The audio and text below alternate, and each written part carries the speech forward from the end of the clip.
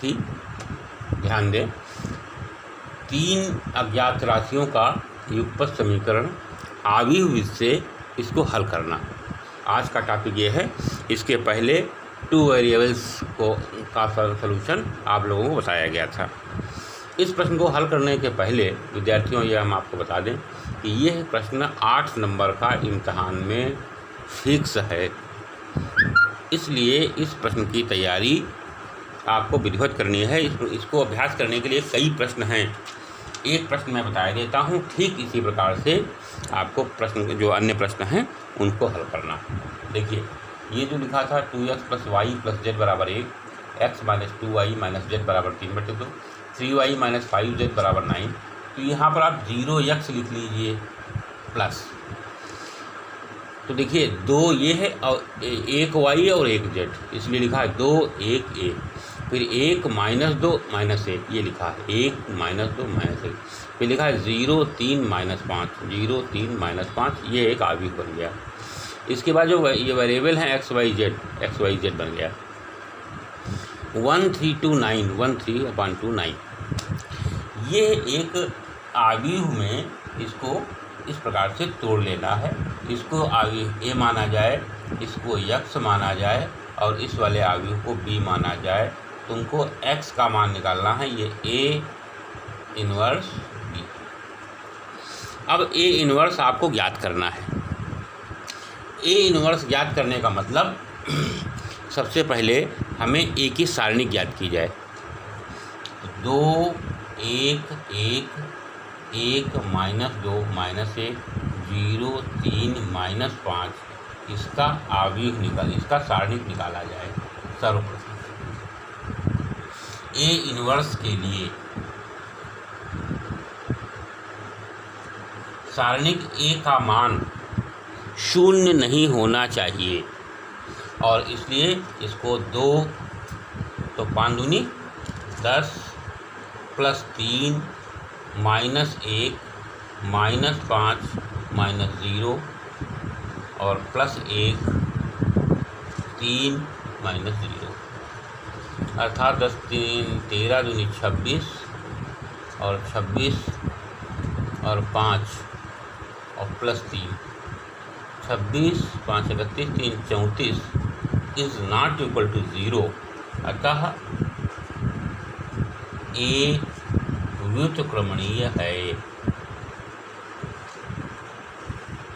अगर किसी भी आव्यूह का इन्वर्स निकालना है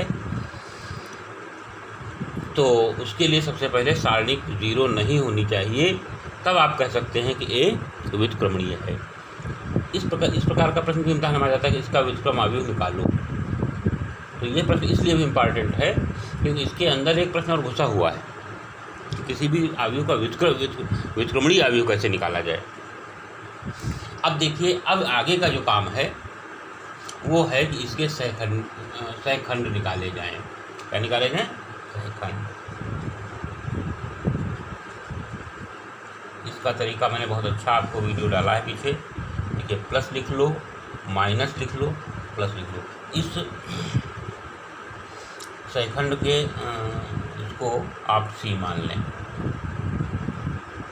अभी और नाम कोई दी ना, सी मान लिया। ये ए थे, ये बी था, तो इसलिए हमने इसको सी मान लिया। प्लस फिर माइनस, फिर प्लस, फिर माइनस, फिर प्लस, फिर माइनस, फिर प्लस। एडजॉइंट जब आप निकालेंगे तो ट्रांसपोज ऑफ सी डैश, ये आपका एडजॉइंट होगा। ये काम क्यों करना? क्योंकि ए इन्वर्स निकालना है। ए इन्वर्स होता है एडजॉइंट ए बटे सारणिक ए। तो एडजॉइंट जो ए होगा वो निकल आएगा सी डैश से, और उसको अगर हम सारणिक ए से भाग कर देंगे तो आपको इन्वर्स मिल जाएगा। जब इन्वर्स मिल जाएगा देखिए तो आपका x का मान निकल जाएगा, क्योंकि x = ए इन्वर्स बी। ये प्रक्रिया है इसकी। ये सवाल 8 नंबर का है, इसलिए मैं इसमें अधिक समय और उसको बार बार ये बात आपको समझा रहा हूँ कि जब यह प्रश्न आपके सामने हो तो एक आव्यूह ये बना, एक आव्यूह ये बना, एक आव्यूह ये बना। मतलब कहने का इस समीकरण को इस आव्यूह में इस प्रकार से ब्रेक किया जा सकता है। इसको ए मान लें, इसको एक्स मान लें, इसको बी मान लें, तो ए एक्स बराबर बी, एक्स बराबर ए इनवर्स बी। अब देखिए क्योंकि ए इनवर्स निकालना है तो ए इनवर्स के लिए हमने सारणिक निकाला, दिखाया 0 नहीं है, तो ये स्पष्ट हो गया ए व्युत्क्रमणीय है। अगर ए व्युत्क्रमणीय नहीं होता तो ये समझ लीजिए इसके मान निकाले नहीं जा सकते थे। ये बात यहाँ से पता लगती है। अगर संगत असंगत की बात यहाँ से करता तो हम इसका जवाब यहीं दे देते। अगर ये 0 हो जाता इसका मतलब कि एक्स वाई जेड के मान संगत नहीं। अब देखिए सी ये है, तो इसका कॉन्सेप्ट क्या है, ये बहुत अच्छा हमने आपको बताया था कि इसमें पहली लाइन बंद कर लेते हैं और ये देखिए बंद कर लिया। क्या बचा, -2 -1 3 -1, तो -2 -1 3 -5। इसी प्रकार से बीच वाला जब बंद करेंगे, देखिए 1 -1 1 -1 और उसके बाद 0 -5। तीसरी लाइन जब बंद करेंगे देखिए तो आपका 1 -2 1 -2 1 -2 0 और 3। इसी प्रकार से जब बीच की लाइन बंद करेंगे ये, तो देखिए पहली लाइन ये बंद करेंगे तो आपको 11 3 5 3 -5, 11 का मतलब 1 1 3 -5, 11 मैंने कह दिया 11 नहीं, ठीक है, 1 1। बीच की लाइन जब बंद करोगे देखिए तो ऊपर 2 1 और नीचे 0 -5, और यह वाली बंद करोगे, ये वाली ये बंद करोगे तो 21 0 3 21 0 3। बीच वाली चेक कर लो एक बार, 21 0 -5, ठीक। जब बीच वाली लाइन नीचे वाली लाइन लिखोगे तो नीचे वाले को बंद कर लोगे, पहला बंद करोगे तो आपका आएगा 1 1 -2 -1। बीच वाली बंद करोगे, बीच वाली बंद करोगे तो आपका 2 1 1 -1, और किनारे वाली बंद करोगे बिल्कुल लास्ट वाली तो आपका 2 1 और 1 -2।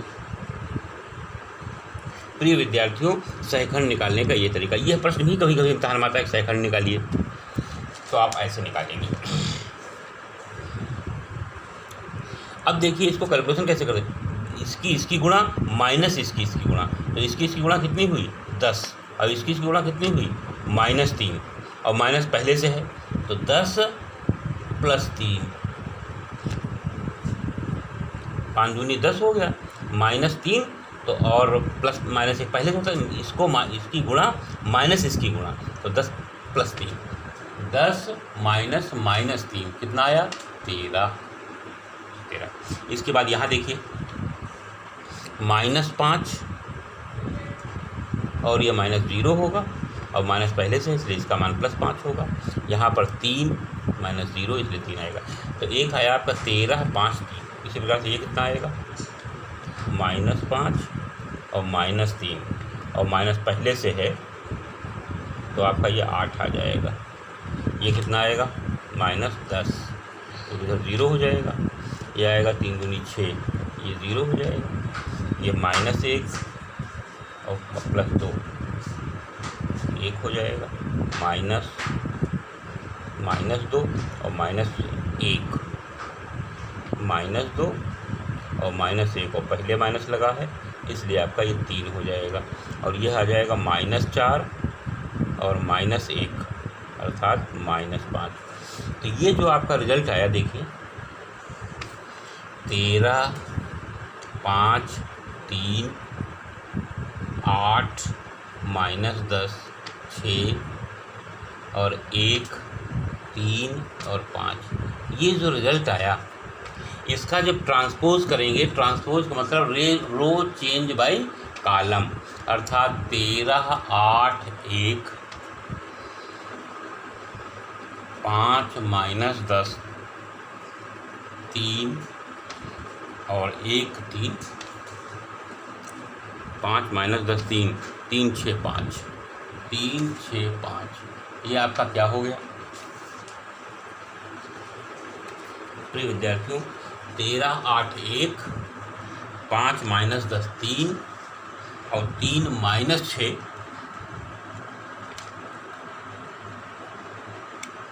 3 6 5 आया, इसको जरा चेक कर लिया जाए। 3 दूनी 6, माइनस पहले से लगा था तो यहाँ -6 आएगा, और ये -5 है, ये -5, तो 3 -6 -5, यहाँ ये सुधार की आवश्यकता पड़ी। ये है आपका, देखिए यहाँ पे ये थोड़ा सा यहाँ सुधार था, ये मैंने ठीक कर दिया। ये है आपका एडजॉइंट ए आ गया। यहाँ पर देखिए 3 दूनी 6 माइनस का था ना, ये आपका 3 और दूनी 6 और माइनस पहले से लगा इसलिए -6 आएगा। यहाँ 2 दूनी 4 माइनस के और -1 तो -5, यहाँ -5 था। तो अब ऐसी स्थिति में अब देखिए इन्वर्स आपका निकल रहा है 1/34, और ये आपका हो गया 13 8 1 5 -10 3 3 -6 -5, ये ए इन्वर्स निकल गया। केवल ए इन्वर्स निकालना है तो यह अभ्यास पीछे, हालांकि इसके हम कई सवाल आपको वीडियो पड़ा हुआ है, लेकिन इस प्रश्न में भी आता है, इसलिए यह प्रश्न बहुत इंपॉर्टेंट है। कई नंबर का इसमें काम हो जाता है, ट्रांसपोज भी इसमें आ गया, इन्वर्स भी इसमें आ गया, सारणिक भी इसमें आ गया, और ट्रांसपोज एडजॉइंट सी ए है, ये बात भी इसमें आ जाती है। मतलब काफ़ी इसमें नॉलेज फुल क्वेश्चन है।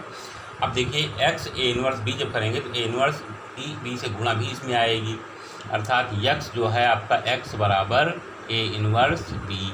एक्स आपके पास एक्स वाई जेड है, ए इन्वर्स आपके पास 1/34 13 8 1 5 -10 3 3 -6 -5, और बी आपके पास उपलब्ध है 1 3/2 और 9। इसकी गुणा करने के बाद प्रश्न के अंतिम चरण में आप पहुंच जाएंगे। कोई टिपिकल चीज़ नहीं है, 1/34 और इसकी गुणा रो बाई कॉलम गुणा होती है। 13 एकम 13 8 3 24/2 और ये 9, ये आपका पहला हो गया। दूसरा क्या होगा, 5 एकम 5 -30/2 और +27, इसके बाद 3 -18/2 -45, ये आपकी मल्टीप्लाई हो गई। तो 13 + 12 + 9 जोड़ लो जरा, 1/34, ये 12 हो जाएगा ना, 13 12 25 और 9 34, और 34 से भाग करना है इसलिए ये 1 आ गया। कितना आ गया, 1। 13 12 25 9 34 और 34 से भाग करना है तो ये हो गया 1। इसके बाद यहाँ आ गया 15, तो 5 - 15 -10 हुआ, और -10 और +27 अर्थात हुआ 17, और वो भी हुए प्लस के, और इसलिए यह आ गया 1/2। इसके बाद दुनाम 18, -9 +3 -6 हुआ, -6 और -45 -51 हुआ, -51/34 जब करोगे 7 × 51 17 दूनी 34 -3/2 यह आपका गिर गया, अर्थात x बराबर 1 आ गया, y बराबर 1/2 आ गया, z बराबर -3/2 आ गया। फिर मैं एक बार बता रहा हूँ कि यह क्वेश्चन वेरी इंपॉर्टेंट इस दृष्टि से है कि इसमें इस युगपत समीकरण को एक अवयव के रूप में लिखना ये 1 नंबर का है, ये आपका इन्वर्स निकालना ये 4 नंबर का है, एडजॉइंट लिखना ये आपका 1 नंबर का है, एडजॉइंट भाग करना ये 1 नंबर का है, और शेष जो नंबर आपके बचे इसमें मल्टीप्लाई है और फाइनल रिजल्ट है। प्रिय विद्यार्थियों, ये क्वेश्चन नंबर 11 बताया। 12वां क्वेश्चन में भी यही काम करना है, 13वां में भी यही काम करना है, 14वां में भी यही काम करना है, 15वां में भी यही काम करना है, और 17वां में भी यही काम, 16 ही हैं, 15 के बाद 16। तो होमवर्क जो आपका आएगा वो आपका आएगा 12 13 14 15 16, ये स्वयं लगाना है। अगर 8 नंबर आपको कंप्लीट करने, 8 नंबर का काम है, ये वेरी इंपॉर्टेंट है। प्रिय विद्यार्थियों, इस प्रश्न को हल करें। एडजॉइंट निकालने का ये निकालने का कि आपका गलत न हो, इसका एक वीडियो मैंने आपको दिया है, उस वीडियो को भी देखें। ये हमने कहीं गलती तो नहीं कर दी, क्योंकि इम्तहान में ये गलत हो जाने पर रिज़ल्ट आपका गलत होगा। रिज़ल्ट गलत होगा तो आपको नंबर फिर 8 में 2 मिल जाएँ, 3 मिल जाएँ, 1 मिल जाए, 1 भी ना मिले, ये सभी संभावनाएँ रहती हैं। इसलिए सवाल गलत न होने पाए, इस उम्मीद के साथ यह विदा कहते हैं। धन्यवाद।